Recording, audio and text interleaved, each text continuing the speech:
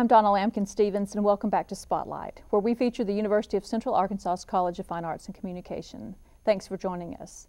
Today we're going to talk about the upcoming performance by the winner of the Van Cliburn Piano Competition, who will be at Reynolds Performance Hall on February the 11th. Amanda Horton, Director of Public Appearances at UCA, as well as Jeff Robson, Interim Director of the Conway Symphony Orchestra, will join us to talk. So be sure and come back with us when we return. At the University of Central Arkansas, I live in the only residential college in the country focused on entrepreneurship and innovation. I've had the opportunity to develop mobile apps for local businesses.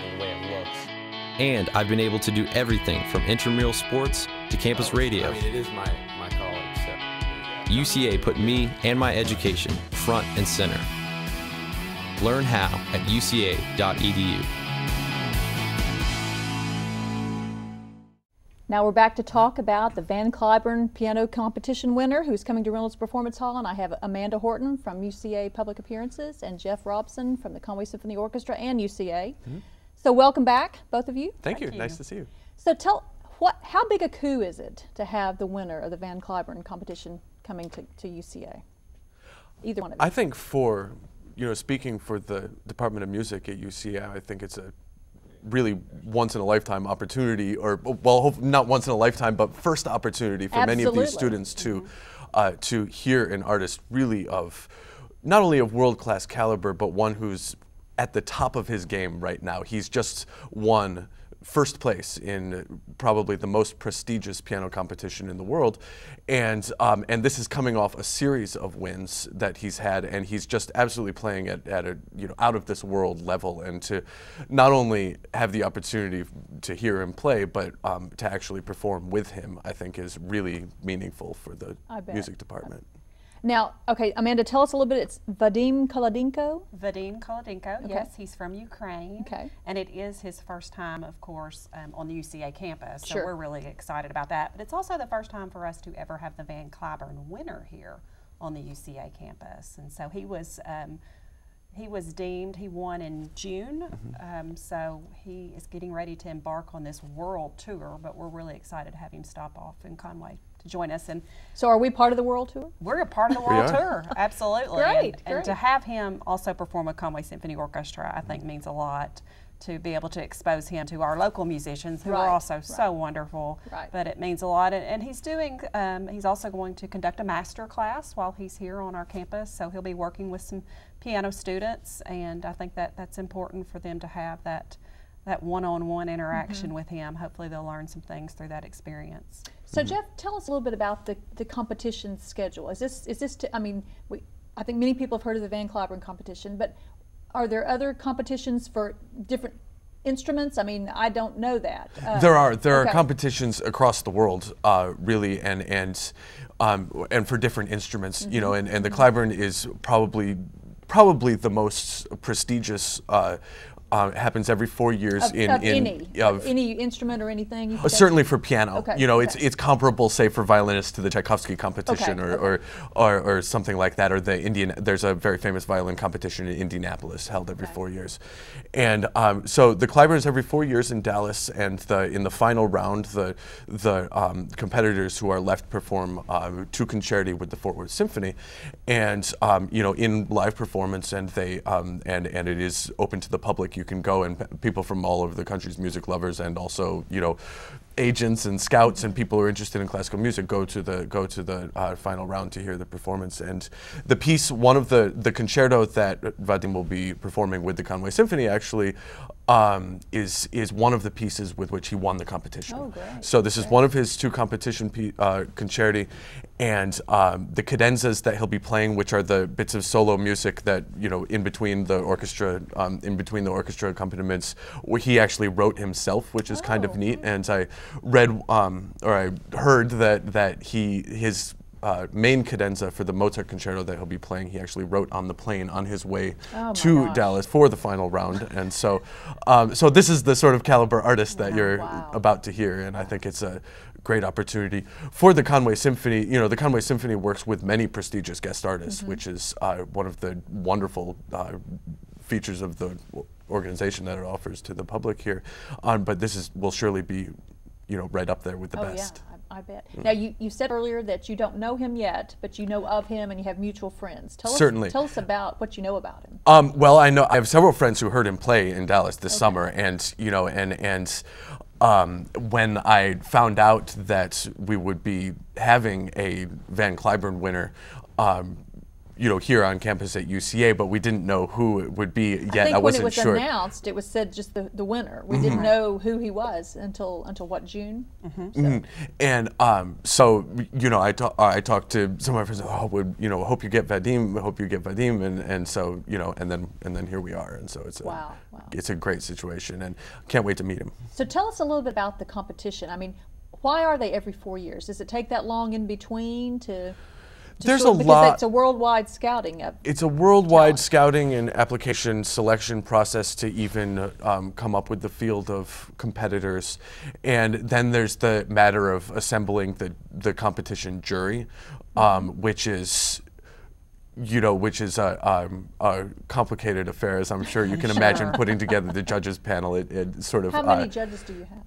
I'm actually not sure. There's a handful, though. It's a small number, and it's comparable in politics to that of the International Olympic Committee, I think. And if you get the idea. I do. And they do go out and scout out around the world different pianists. So it's my understanding it's very unusual for anyone in the United States to ever win the Van Cliburn title, but they scout these out and then they invite 30 back. So he was one of 30 to be invited back to the competition. Yes, to the competition, and then they award, of course, a gold, a silver, and a bronze. And it's my understanding that the scoring, there's just a small differentiation between each one. So they're all three of the top. Would have been wonderful to have here, but we're just blessed to be able to have the gold winner. That's great. That's great. So he gets here on February. The concert is February the 11th. But tell me about his work with the music students prior to that.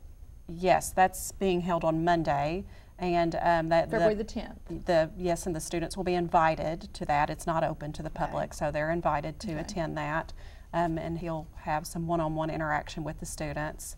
And then he'll come to rehearsal with Conway Symphony Orchestra, and they'll have their time rehearsing with him. So all of those, and we have some students who are members of that symphony orchestra. They'll be exposed to him as well.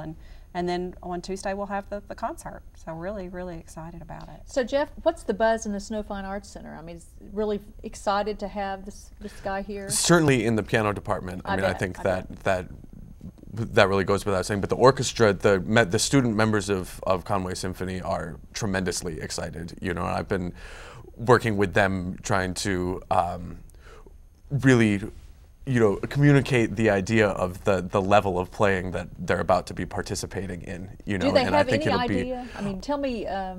Oh, we've been working very hard. So for a long time.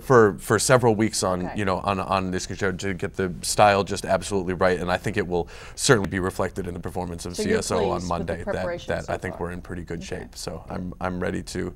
I'm ready to show Vadim the Conway Symphony Orchestra. So you began your music career as a pianist. And so tell me, did you... well, my training, not my career. Okay. Yeah, that's a bit of a stretch. So you, did you enter competitions? I did. There were, most communities, many communities around the country have kind of youth competitions and that sort of thing for up-and-coming classical musicians, and I entered in quite a few of those. Usually both piano and violin for the first, up through into high school, and then I was focusing on by the time I joined youth orchestra and things like that, I was focusing more heavily on violin, and so I just entered on violin after that. So tell me, how does you say he's on this world tour? When you come to Dallas as one of the 30, are you signing up to immediately go on tour after that? Has he been home? I mean, what have been some of the details after he won?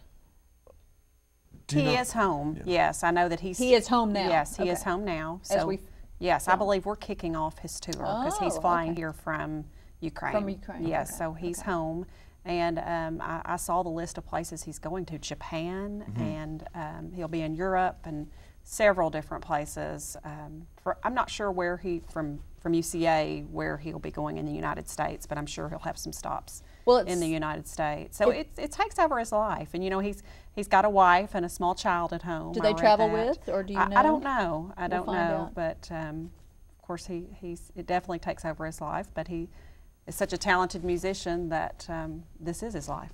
Right. Well, and this is what, you know, he's spent 25 of his 27 years working towards. I mean, I think it's a huge deal, and yeah, the tour after, you know, you pretty much agree to the tour should you win, and it's a great opportunity to see the world and play with some of the world's great orchestras. I mean, you know, he will be on some of the great stages of the world, and so not only is it great for Conway to have him on the same tour, but it's I think it's an enjoyable experience to get a chance to really perform all over the world. Yeah, so he's extremely committed. It was written into his rider that he has to have access to the piano at least 6 hours a day that he's here. So he's practicing, you know, some long and hard hours. So he's very committed. And you know, you don't. Excellence. I guess I hadn't thought about that, but sure, he's going to be playing on a different instrument everywhere he goes. That's right. And that's how. I mean, you don't just carry your guitar. It's not like carrying your guitar with you when you go somewhere. So you have to really be adaptable to different conditions. I would think. And you do. It's and any professional pianist will, you know, can write a lengthy book about the pianos that they played on in various corners of the globe. But you know, I think that certainly the way a tour like this is set up, they try to stick to venues where there will be a appropriate instrument. I don't think Vadim is an artist who demands a particular brand of piano or anything like that. Although I could be wrong. That does exist. Don't know off the top of my head. You would know if that were the case. No, he doesn't. Although we have we are proud of our Steinway. That's right. We have a prestigious Steinway on the Reynolds Performance Hall stage. Okay. So I know he'll be very pleased with what he has. So we are definitely prepared and equipped for someone of his caliber. Now I read that he has made appearances since the win in Philadelphia with the Philadelphia Orchestra at the Mann Center, Aspen Summer Festival, and the La Jolla Music Society. So and now has he been on a tour previously to this? I mean, are you doing the competition as, you know, sort of on the side of a tour that you're, because it says that he's included tours of Japan and Italy, or is that coming up? I think he's been concertizing in the last year or so. Okay. In addition to doing the competition, not necessarily related. How does winning such a competition change his life? I mean, has he hit it big forever now?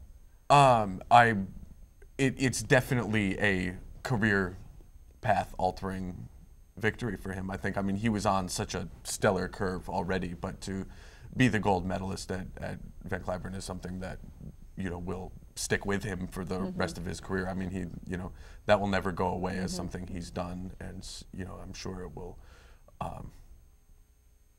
be very helpful to his career to have. So if it's a every 4 year competition, does he tour for longer than 1 year? I mean, does this go on until the next competition? Well, he is definitely the Van Cliburn winner for the next 4 years. Yeah, 4 years. So he will be the esteemed one. But the gold, bronze, and silver and bronze, sometimes they tour together, and sometimes they tour independently. So once these winners are deemed, the Van Cliburn has a little group that they can pull from to go out onto these concerts. Excellent, excellent. So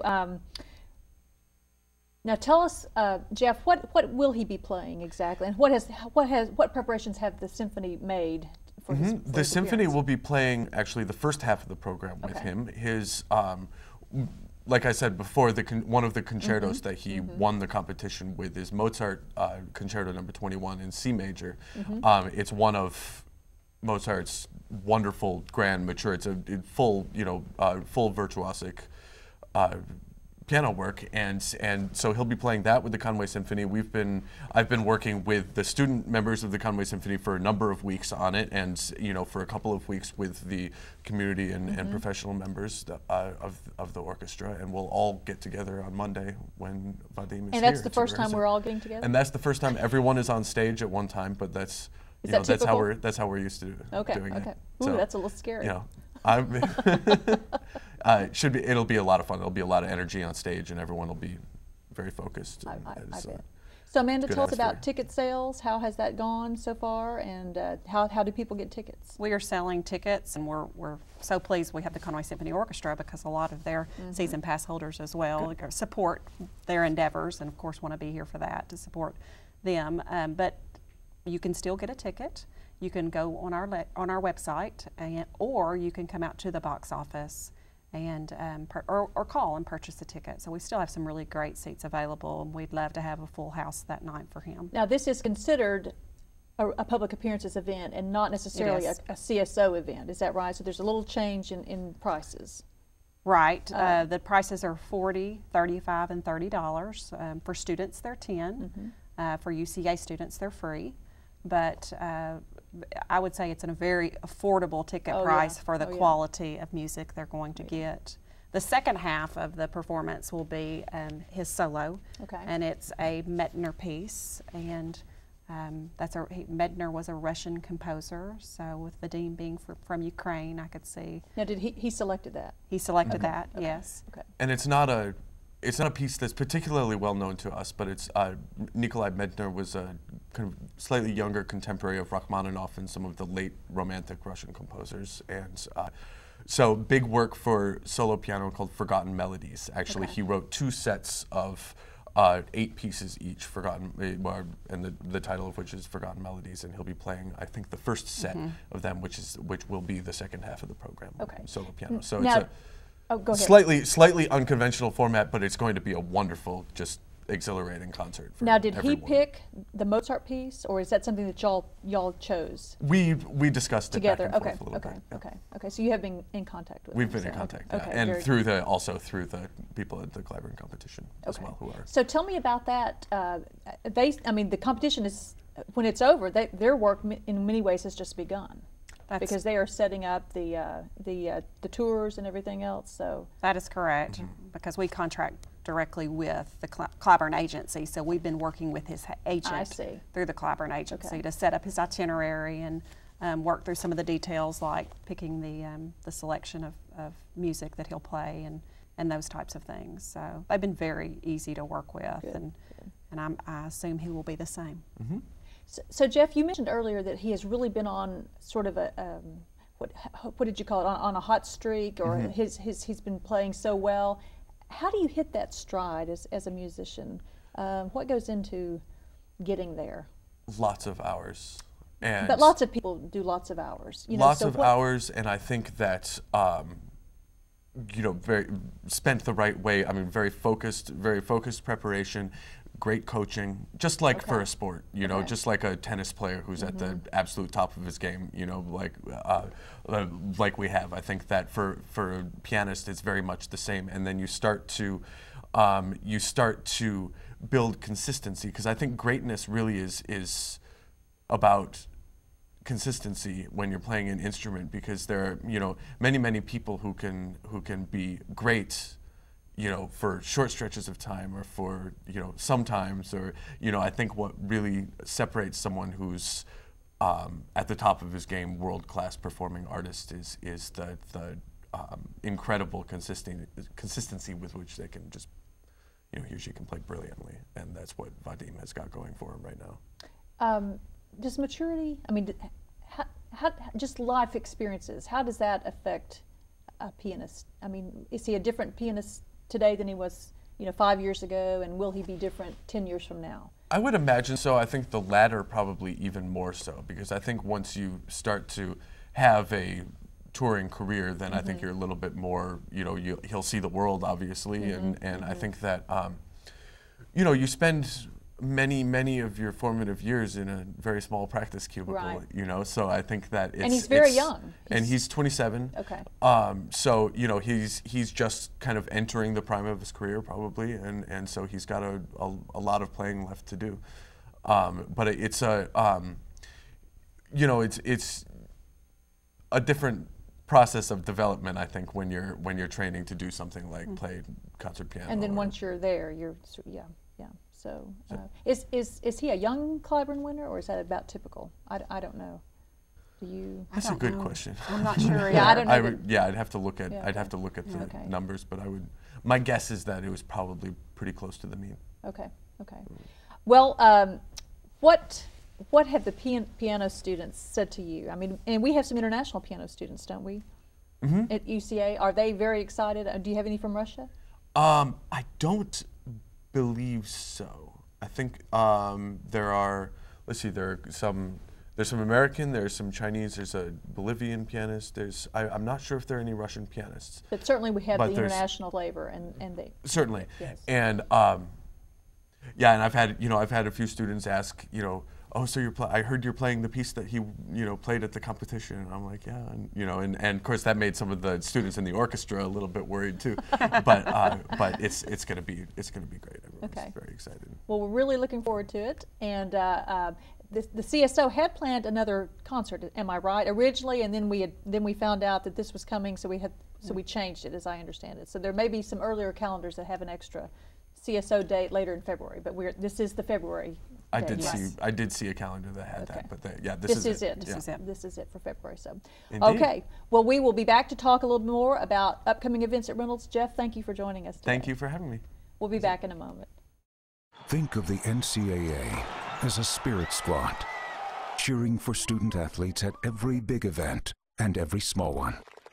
We'd be there in the classroom, at graduation, at their first job interview. Okay, so don't think of us as a spirit squad. Think of us as a mascot. Well, just know we're always there for student athletes. I'm back now again with Amanda Horton, and Vadim Kholodenko is not the only thing left at the Reynolds Performance Hall this spring. So, Amanda, we've got a busy spring. So after we get the Van Cliburn winner, February the 11th, then what? We step off into our wonderful spring lineup. You're correct, which is an amazing speaker. It's a wonderful opportunity for UCA, and that is Neil deGrasse Tyson. Mm-hmm. And I'll tell you, I knew something was really special about Neil deGrasse Tyson on our opening day of ticket sales. Now, he is the astrophysicist. Yes, he's an astrophysicist. He had his own show, Nova Science, for many years, but he's also been a commentator on on various pop culture shows, including Jeopardy, but lots of really neat things. But I knew that we had something special when we sold out in 45 minutes. Wow. I mean, everybody was after those Neil deGrasse Tyson tickets. I was not expecting that at all, no. You know, I felt like he would be a wonderful lecturer, and we'd certainly not had a lot of scientists before in our series, so I thought it might spark some interest, but I had no idea that he would come in second right behind Bill Cosby. Bill Cosby, 30 minutes, Neil deGrasse Tyson, 45 minutes. A rock star. Yes, and I had to walk out into the lobby and say, we are out of Neil deGrasse Tyson tickets, and the moaning and groaning that went on. And so when I went back and talked to Terry Wright, who is the interim dean of CFAC, and told him all about that, he said, well, let's talk with our provost and let's find out what we can do. And so we immediately started talks about maybe doing a simulcast location. Which we've never done. Never done. Okay, tell us about that. Well, what I first initially had to do was get with Jody Solomon, who is Neil deGrasse Tyson's agent, and find out if this was even a possibility for us. If we could find a way with the technology to have a simulcast, would he agree to that? Because, you know, there's some pretty heavy constraints with these contracts. We cannot record anything, we can't photograph anything. So I wanted to check into that, and she said, absolutely, you can do that as long as it's not recorded and it's not televised. It's truly just a simulcast So it's location. just at the same time it's going to be aired in the Lewis Science Center? Lewis Science Center and the College of Business. So 2 simulcast locations. Yes, and College of Business is sold out. That was our first venue, and we're down to just a few seats in Lewis Science Center. So I think if someone wants that, they need to go ahead and call about that. But, you know, it was a process. We've never done this before. We had to buy some new technology. We tested it. We're going to do some more testing just to make sure it all works well. And so we could theoretically do this again should we have a quick and early sellout. In the future, absolutely. So we're very excited about that. And I think for the provost and the president who made that final call, yes, let's go ahead and go forward with securing these simulcast locations.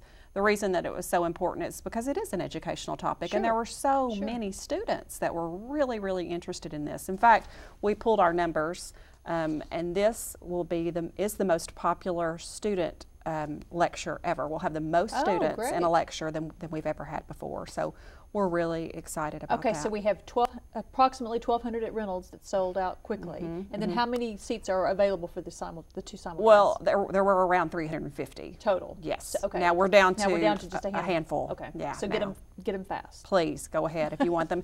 And for the general public, they're $5. And steal. Yeah, it really is. It's great. And for the students, they're free.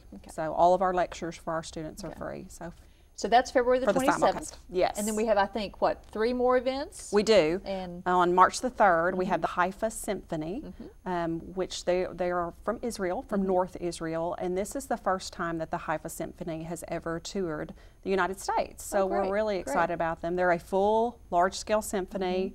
They're going to be performing several pieces. The 2 most popular pieces, as I was looking through, are Mozart's Symphony No. 40 and Tchaikovsky's Symphony No. 4. Sorry, I had a hard time getting that out. But those are 2 very popular pieces in the classical world. So anyone who is interested, that follows Conway Symphony Orchestra, or interested in hearing just a wonderful symphony, the Haifa would be great. International, group coming in. We're so excited to have them. Good. Very large scale presentation. Just 1 minute left, so what are the last 2? Yes. Sweet Charity on March the 20th. It's a classical musical that's set in New York City. People will love this score. They will know these songs. Okay, good. Great musical. Good. And then Bela Fleck and Chick Corea will be here on April 22nd. So Bela Fleck has been deemed the most innovative banjo player in the world, one of the top banjo players in the world. And of course, Chick Corea is a jazz pianist who's absolutely wonderful. And you get the 2 on stage together and they say it's just magical. They've recorded an album together and do lots of really neat things. So please come out and support. We will be introducing our new series in April, and we are working hard on it. You've been hard at work on this. Yes. This is our 15th anniversary coming up in 2015, so we've got something fun for everyone. Great. And we will have you back to talk in more specifics later. But thank you very much, Amanda. Lots going on at Reynolds Performance Hall. Be sure and get out and see the events. We'll be back in a moment. At the University of Central Arkansas, I've encountered world-changing academics and game-changing athletics, helping me become a regular on the Southland Conference Honor Roll. I was able to graduate early with a business degree, and now I'm seeking a second degree in physical education, all while playing Division I volleyball, softball, and soccer. UCA put me and my education front and center. Learn how at uca.edu. For more information about the programs and people featured on the show, call the College of Fine Arts and Communication at 501-450-3293 or check out our website www.uca.edu/CFAC, and be sure to like us on Facebook. I'll be back again next time on Spotlight, so please join me then.